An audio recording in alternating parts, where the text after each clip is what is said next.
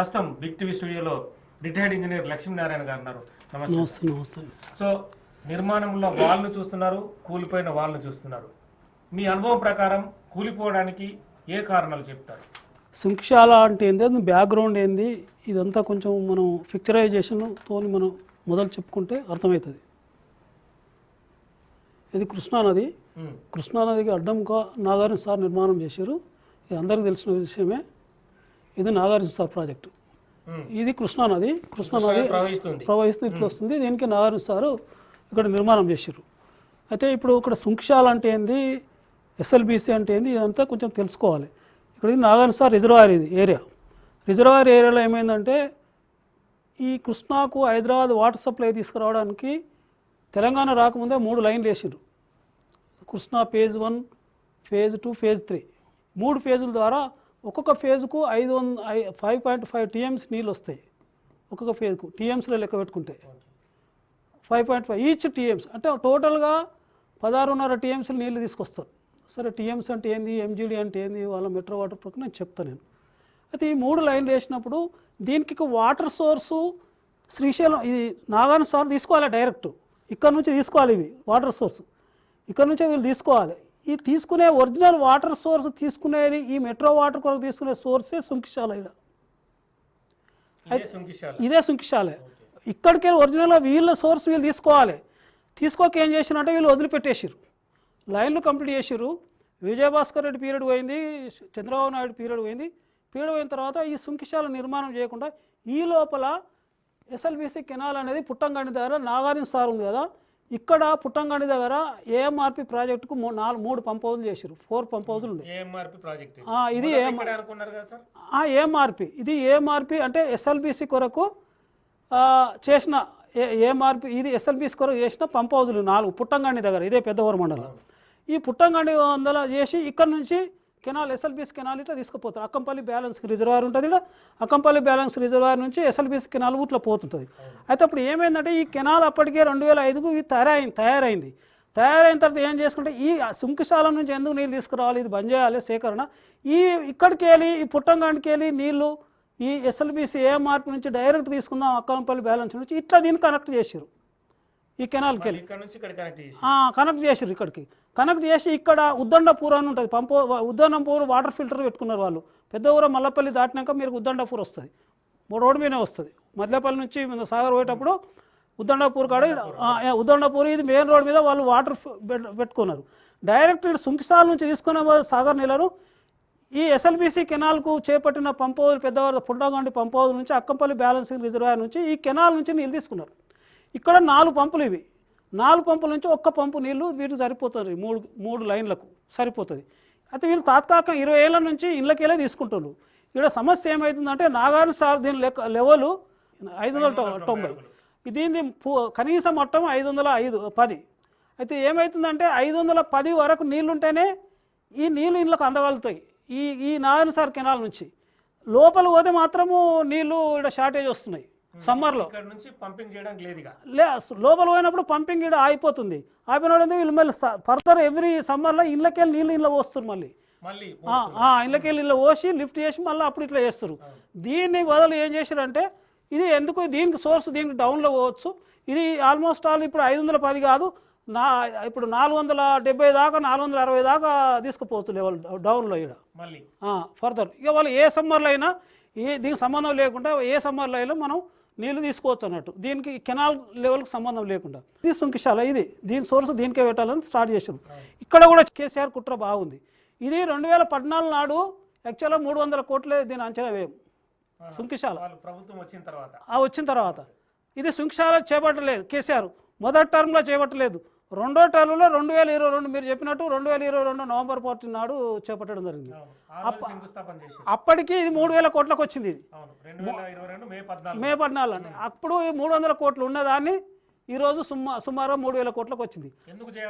అది కావాలనే కేసీఆర్ కుట్ర. తన ఒక బిస్కెట్ ప్యాకెట్ ఉంచుకోవాలి ఆయన. అప్పటికి కాళేశ్వరం అయిపోయింది. కాళేశ్వరం అయినాక మళ్ళీ బిస్కెట్ డబ్బు ఉండాలి ఆయనకు. ఆ బిస్కెట్ డబ్బా కొరకు దీన్ని ఆపిండు.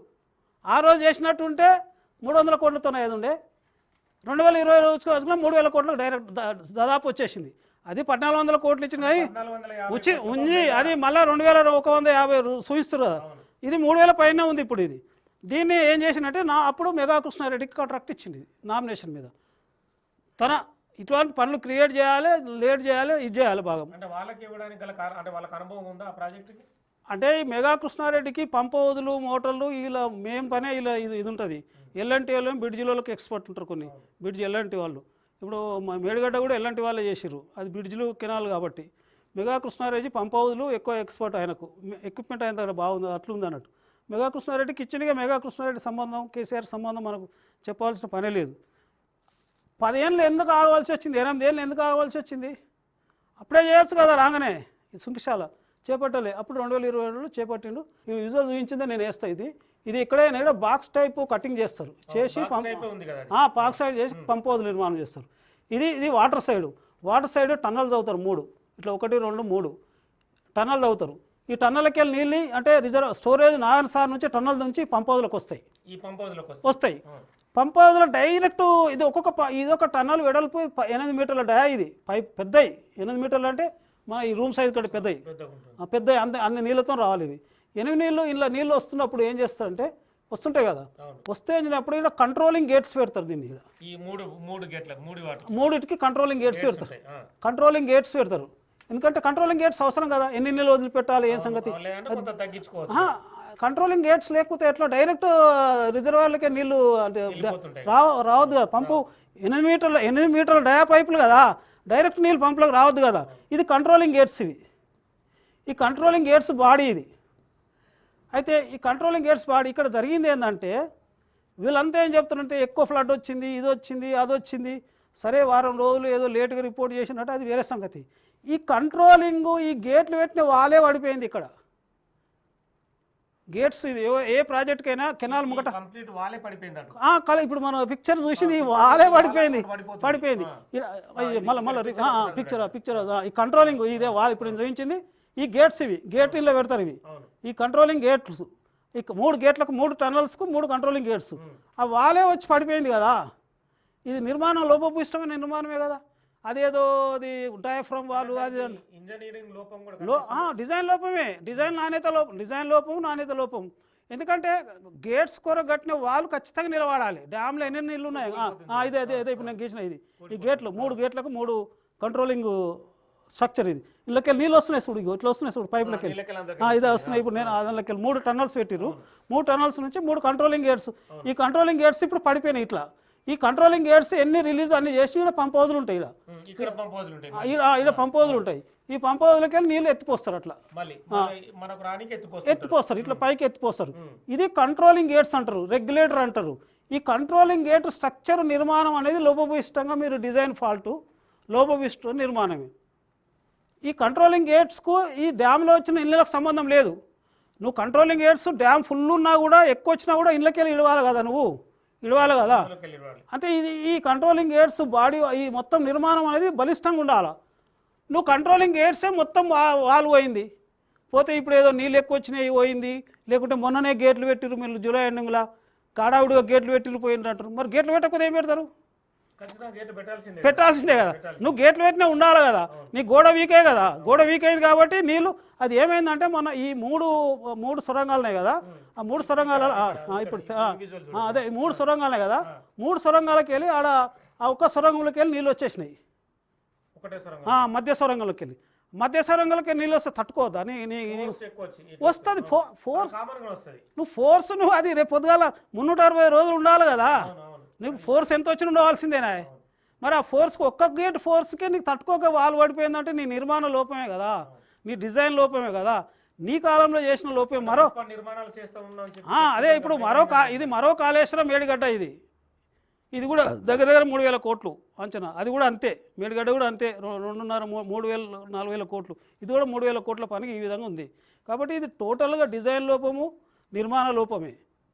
ఇది ఏదో నీళ్ళు సాగర్లో నీళ్ళు ఎక్కువ వచ్చినాయి, వీళ్ళు అనవసరం మొన్ననే గేట్లు పెట్టిండ్రు. గేట్లు పెట్టేది కాకుండా ఆ సొరంగం ముంగట మట్టి తీసేసిర్రు. మట్టి తీసేయడం వల్ల నీళ్ళు సడన్ నీళ్ళు వచ్చి కొట్టేసినాయి. కొట్టదా బాబు పెడుతురు. ఇప్పుడు ఏ రోజుల పని ఏంటంటే అనవసరం తప్పుడు ఈ సాంకేతిక అంశాలలో తప్పుడు ప్రచారాలు చేయడం బాగా అలవాటైంది వాళ్ళకి. కాళేశ్వరం కూడా తప్పిదం జరిగినా కూడా మేము బాగానే కట్టినాం చెప్పుకుంటాడు తప్పుడు ప్రచారం సాంకేతిక అంశాలు. నువ్వు గేట్ల కట్టిన వాళ్ళు లోపల ఎట్లా పడిపోతుంది, అది ఎంత బలిష్టంగా ఉండాలి. ఏదైనా టెంపరీ దాన్ని అడ్డంగా కట్టినాం అనుకో, అడ్డంగా కట్టి ఏదో తాత్కాలిక నీళ్ళు అది గోడ పోయిందంటే పోయినా ఇది మెయిన్ వాళ్ళు ఆపాలి కదా, ఖచ్చితంగా ఆపాలి. మెయిన్ గేట్ల వాళ్ళు గోడలు ఆపాలి కదా. అదే మొత్తం ఇట్లా పేక మేడ లెక్క పడిపోతే నీ నిర్మాణ లోపం కాకపోతే ఇంకేముంది ఈడ. నీళ్ళు మరి అల్లకెళ్ళి ఎట్లయినా వస్తాయి కదా. ఇప్పుడు ప్రెషర్తోని 8 మీటర్ల పైపుల 3 పైపులు వేసారు, 3 పైపులకి నీళ్ళు వస్తాయి డ్యామ్ నిన్నప్పుడు. ఆ పైపులు వచ్చినా నీళ్ళు గ్రౌండ్ లో ఆ వాటర్ లో నిర్మాణం జరిపేటప్పుడు లోపం ఉందంటారా? అంటే ఎంత డిజైన్ లోపము. ఇప్పుడు ఆ గోడ పడిపోయిందంటే నీ ప్రెషర్కు నీ డిజైన్ లోపం, నిర్మాణ లోపం అంతే. హడావుడి బేస్ వేస్తారు, ఫౌండేషన్ వేస్తారు, ఏదైనా ఇది ఈ నీళ్ళు ఇలా పోయే నీళ్ళకి ఇది ఆపాలా లేదా? ఖచ్చితంగా ఆపాలి. మరి ఆపకుండా ఇది పేకమడలకి ఎందుకు పడిపోతుంది? నీళ్ళు రాగానే పడిపోద్దు కదా. ఇది బేస్ సరిగా లేక, డిజైన్ సరిగా లేకనే కదా. ఇది మేము మెట్రో వాటర్లో వేసి నీళ్ళు ప్రెషర్కి ఇది ఎట్లా పోతుంది కూడా, ఎట్లా పడిపోతుంది లోపలికి? ఇళ్ళకెళ్ళి గేట్ కంట్రోల్ చేసి ఇళ్ళకెళ్ళి నీళ్ళు ఇడిచివేస్తే పంప్ హౌస్ నడుస్తాయి. ఈ గేట్లు 3 గేట్లు 3 టన్నల్స్కి వెళ్ళి నీళ్ళు వస్తాయి. ఇలా గేట్లు ఆపరేట్ చేస్తారు, ఎంత సైజు ఇడవాలి నీళ్ళు, ఎంత ఇడవాలి, ఇది ఆపుతుంది నీళ్ళు. ఈ గేట్ల మీద మొత్తం డ్యామ్లో ఉన్న నీళ్ళను, రాసాలో ఉన్న పైపుల నుంచి వచ్చి సొరంగాల నుంచి వచ్చిన నీళ్ళు మొత్తం ఇది ఆపుతుంది గేటు. ఈ గేట్లు ఆపాలి, గేటుకు ఉన్న ఈ గోడ ఆపాలి. మరి ఒక్క సొరంగం నుంచే నీళ్లు ప్రెషర్గా వచ్చి కొట్టినా అంటే ఈ గోడ ఎందుకు పడిపోయింది లోపలికి? మీరు ఇప్పుడు చూసినట్టు పడిపోద్దు కదా. నిర్మాణం అంతే. ఎట్లయితే కాళేశ్వరం మేడిగడ్డ ఎట్లా లోపం ఇష్టం నిర్మాణం చేసి, ఇది అడావుడి నిర్మాణ లోపం, డిజైన్ లోపం. ఇది మళ్ళీ టైం పడుతుంది, మళ్ళీ మొత్తం కొత్త కట్టాలి. ఖచ్చితంగా కంట్రోలింగ్ గేట్స్ ఉండవలసిందే ఎప్పుడైనా. వాటర్ లెవెల్ తగ్గాల్సిందే, మళ్ళీ వాటర్ లెవెల్ దాకా సమ్మర్ దాకా కావాల్సిందే. సమ్మర్లో కూడా వాటర్ లెవెల్ తగ్గినాక అది మళ్ళీ లెక్క. అది మళ్ళీ 510 500 రావాలి. వస్తేనే అప్పుడు మళ్ళీ నిర్మాణం చేస్తారు, లేకుండా చేయరాదు. మళ్ళీ ఇప్పుడు ఎట్లయినా 1 ఇయర్ పైన పడుతుంది. ఎట్లా పట్టదా? ఇప్పటికే 3 ఏళ్ళు 2022లో స్టార్ట్ చేశారు కదా, ఇటుకే 2 ఏళ్ళు అయింది కదా, 2 ఏళ్ళు అయింది కదా. మళ్ళీ సంవత్సరం వెనకైతే పడిపోయినట్టే దీనికి. అప్పటి వరకు హైదరాబాద్ ఇది ఉంది కదా, SLBC AMRP నుంచి ఇప్పుడు సప్లై చేస్తారు. పాతదే దిక్కు. AMRPలో ఉన్న 4 పంపులో 1 పంపు నీళ్ళు సరిపోతున్నాయి 3 లైన్లకు. దాని కెపాసిటీ 1 పంపు 600 క్యూసెక్లు.